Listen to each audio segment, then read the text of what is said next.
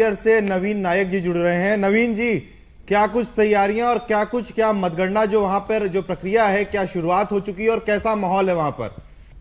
नवीन जी। बिल्कुल, जो तैयारियां थी वो कल ही पूर्ण कर ली गई थी, रिहर्सल भी कर ली गई थी और आज सुबह 6:30 बजे, सही 6:30 बजे स्ट्रांग रूम खोले गए कलेक्टर, जिला निर्वाचन अधिकारी और अन्य लोगों की उपस्थिति में। उसके बाद अभी 8 बजे से जो डाक मत पत्र है, अभी कल लास्ट में ही डिसीजन बदला है कि पहले डाक मत पत्र और ईवीएम की एक साथ गणना होनी थी, लेकिन अभी जाके कल फैसला आया है कि डाक मत की जो गणना है वो 8 बजे से स्टार्ट होगी और उसके आधा घंटे के बाद 8:30 बजे ईवीएम खोली जाएंगी, उनकी गणना की जाएगी। तो ये छोटा सा चेंजेस कल रात में जरूर हुआ है। जिला जो निर्वाचन अधिकारी ने इसकी सूचना दी थी और इसके बाद अभी काउंटिंग स्टार्ट है। 8 बजे से जो स्ट्रांग रूम खुलने के बाद जो भी ईवीएम वगैरह है उनको गंतव्य तक पहुंचाया जा रहा है स्ट्रांग रूम से।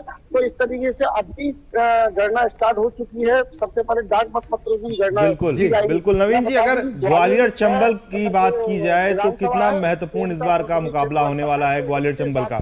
ग्वालियर में जी नवीन जी। नवीन, श्रेयस का सवाल यह है, चूंकि आप लंबे समय से ग्वालियर चंबल की राजनीति को बहुत करीब से देख रहे हैं, किस तरीके से राजनीतिक मुकाबला ग्वालियर चंबल का इस चुनाव में रहा है और वर्तमान में, यानी कि कल से लेकर आज तक, क्योंकि अब तो आप काउंटिंग सेंटर पे भी मौजूद है ग्वालियर के, और ग्वालियर से ग्वालियर चंबल की राजनीति बहुत कुछ डिपेंड करती है, वो वहां की तस्वीर वहां से दिखाई देती है। फिलहाल क्या तस्वीर वहां पे ग्वालियर चंबल की राजनीति की नजर आ रही है और ग्वालियर चंबल की जो सीटें हैं वो क्या कुछ कह रही हैं? देखिए, ग्वालियर जो चंबल क्षेत्र, उसमें 4 संसदीय क्षेत्र लगते हैं और उन जो चारों क्षेत्र हैं वो काफी अपने आप में इम्पोर्टेंस है, काफी हाई प्रोफाइल है। जैसे कि ज्योतिरादित्य सिंधिया है, वो गुना से लड़ रहे हैं, तो इस समय काफी हाई प्रोफाइल सीट है। ग्वालियर की सीट भी काफी हाई प्रोफाइल है और इसके अलावा मुरैना, जहाँ पर कहीं ना कहीं नरेंद्र सिंह तोमर जो है उनकी साख दांव पे लगी हुई है। तो इस तरीके से कह सकते हैं ग्वालियर चंबल अपना महत्व है। ग्वालियर चंबल हमेशा राजनीति में कहीं ना कहीं मध्य प्रदेश की राजनीति में अपना अहम स्थान रखता है और इस बार भी कहीं ना कहीं जो सीटें हैं वह ये दिखाएंगी कि किस तरीके का यहाँ पर वर्चस्व पार्टियों का है राजनीतिक। क्योंकि चुनाव में काफी हम लोगों ने देखा है कि काफी संघर्ष हुआ आपस में पार्टी में, और जो खास तौर से जो यहाँ पर फाइट है वो कांग्रेस और बीजेपी के बीच में ही है और बहुजन समाज पार्टी कहीं ना कहीं अपना स्थान इधर ढूंढ रही है। तो कह सकते हैं कि जिस तरह से पिछली बार जो 2019 में जो रिजल्ट रहे वो अब इस बार गए रिजल्ट आएंगे या नहीं आएंगे ये देखने वाली बात है। लेकिन जो राजनीति है वह काफी गर्म है ग्वालियर चंबल संभाग में।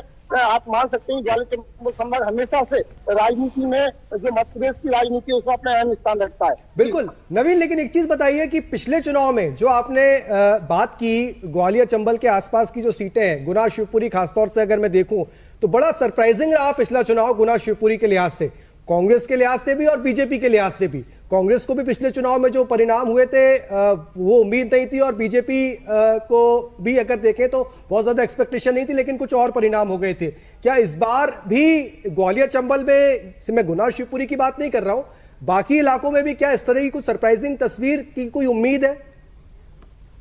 बिल्कुल उम्मीद है, क्योंकि जो फाइट है, जिस तरह से हमने देखा कि जो टिकट दिए गए पार्टियों के द्वारा, बीजेपी में जो कद्दावर नेता थे उनको कहीं ना कहीं हटा के दूसरे लोगों को टिकट दिए गए।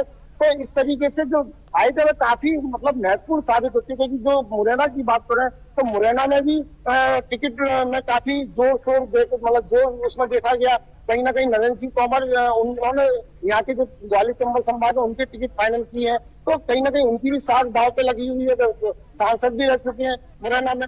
तो इस तरीके से ग्वालियर चंबल संभाग में मुरैना जो सीट आती है, ग्वालियर जो सीट आती है, ये कहीं ना कहीं अपने आप में प्रभुत्व रखती है। लेकिन इस बार जो कैंडिडेट उतारे हैं वे कहीं ना कहीं किसी न किसी के समर्थन में उतारे गए हैं, अपने आप में वे वर्चस्व नहीं रखते। लेकिन हमेशा से जो पिछला रिकॉर्ड देखे तो पिछले रिकॉर्ड में हम मानेंगे कि यहाँ पर हमेशा कद्दावर नेता जो है वो उतरते रहे हैं सीटों से। लेकिन इस बार कहीं ना कहीं जैसे कि ग्वालियर में मान लें कि ग्वालियर में जो विधानसभा चुनाव में हारे हुए वो थे, उन लोगों को इस बार सांसद का टिकट दिया गया। तो लड़ाई दोनों तरफ से बराबर की है और इस समय कंपटीशन भी ज्यादा है, कुछ भी कह सकते हैं। क्योंकि जो मुरैना की सीट है, ग्वालियर की सीट है, इनमें दोनों ही पार्टियां अपना अपना जोर लगा रही हैं, कह रही हैं कि हम जीत का दावा कर रही हैं।